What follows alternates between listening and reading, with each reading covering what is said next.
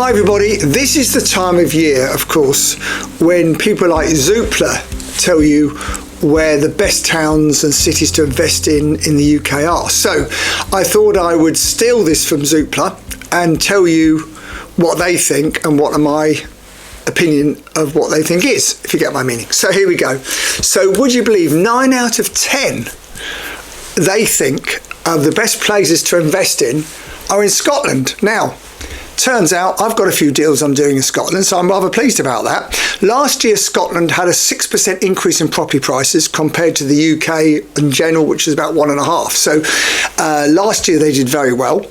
And in fact, on one of my developments I'm doing, I've actually put the prices up a bit, which, you know, is unheard of in England at the moment. So that's good.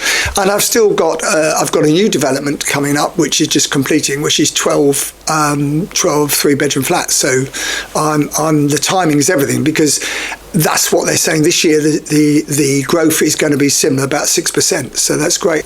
And of course, if you want to learn how to do the sort of developments I do, or even get going with my foundation masterclass, please go to johnhowardproperty.com and you can have a look and see what I teach, and you can book. But in the meantime, so 9 out of 10, Motherwell is the number one, and I'll talk about Motherwell in a minute or two. In the meantime, let's talk about England, because England is not faring quite so well. So the best places to invest in England this year apparently are Liverpool, Stoke, Wolverhampton and Wigan, all up north. So that's quite interesting. The south doesn't really get a look in at all.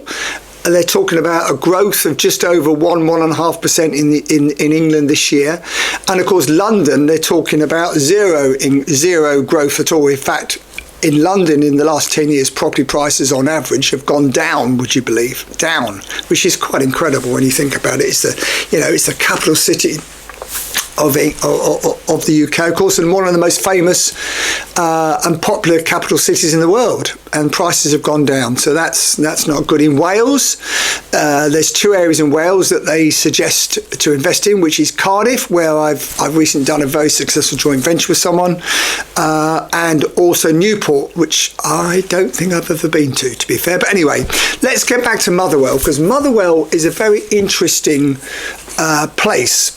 So in the last 10 years, Motherwell has had nearly 1.5 billion of investment. It started off with 500 million investment from the local authority for infrastructure, and then the public sector piled in. And what has that done? Well, it's created the number one city to invest into, or town, in the UK. Prices are relatively low. The average purchase price for a house in Motherwell is 134,000. I bet that's up to 150 by this time next year, if not higher. And the rental growth is strong, and the capital appreciation, as I said, they're estimating it's going to do a lot better.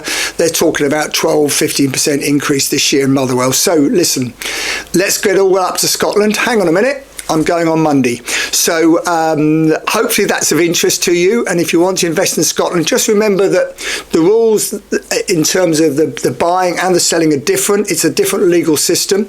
There are banks that lend in Scotland, but not so many. So if you want to know who they are, I can certainly help you with that. Just drop me a line and I'll be very happy to point you in the right direction. In the meantime, good luck.